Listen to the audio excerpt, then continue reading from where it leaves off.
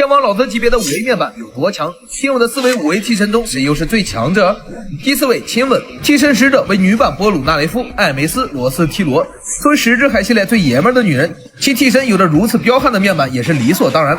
能力是将从本体手中出现的胶带贴到物件上，被贴上贴纸的物件就会1分为2。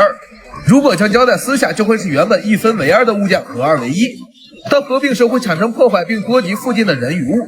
利用撕下胶带会使物件合2为1的特性，可做出例如把目标夹在物件中间，或自己抓着物件高速移动等的效果。尽管亲吻有着顶配的5A 级面板，但碍于能力限制，表现效果一般。第3位猩红辣椒，替身使者为阴石明，能力与电力相关，可以吸收电力来强化自身，或借助电流隐藏在任何储备电力的设备内，并通过电缆进行快速移动。这一能力也可以作用于其抓住的任何物体，包括人类，因为可以通过吸收电流来强化。因此当猩红辣椒靠近电源时，其危险性会急剧增加。接触到电缆的猩红辣椒仅凭1根手指就能斩断宏大空间的手臂，满电的情况下甚至能对拳打赢疯狂钻石。但正因为如此，过度依赖于电源来行动反而成了替身的致命缺点。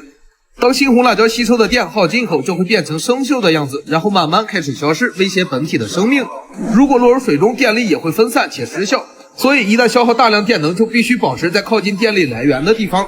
同时带有绝缘性的物质能够限制替身电能的发挥，也是因此有了满电5A没电5E的戏称。作为系列仅有的4个面板为5A EC 的替身之一，猩红辣椒的近战表现十分强悍，但碍于缺点明显，加上本体操作稀碎，成为了5A支持。第2位第4C， 替身使者为法尼瓦伦泰，周周系列第7部彪马野狼的最终 BOSS 之一，能力为将被夹住的人或物品拉入或拉出平行世界。夹住的定义十分宽泛，只要2个物体中的其中一个能包裹住被夹物体时，便可发动能力。瓦伦泰可凭借此能力自由穿梭平行世界，在受伤后可以任意与另一个世界的自己交换。但除瓦伦泰以外的人或物品在平行世界中会互相吸引，并且发生湮灭。虽然在性能方面有着基本符合面板的表现，但却被认为是战力表现与面板作为不合的5A EC 替身，在替身肉搏战中被力速双臂的害人恶兽所压制。但毕竟对能力已经很逆天了，数值虚假点也是能接受的。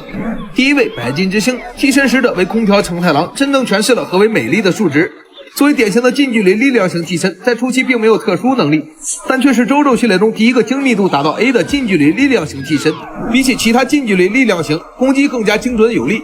凌驾于大部分替身之上的破坏力、速度和精密度，使得其近身攻击无人能敌，只有世界能与其正面交锋。唯一的短板就是射程，这是几乎所有近距离力量型替身的劣势，但白金之星尤其短。在第3部的最后，愤怒下的承太郎觉醒，白金之星也获得了和迪奥世界一样停止时间的能力，在巅峰状态下可以停止5秒。作为替身界无敌的代名词，多余的介绍自然不必多说。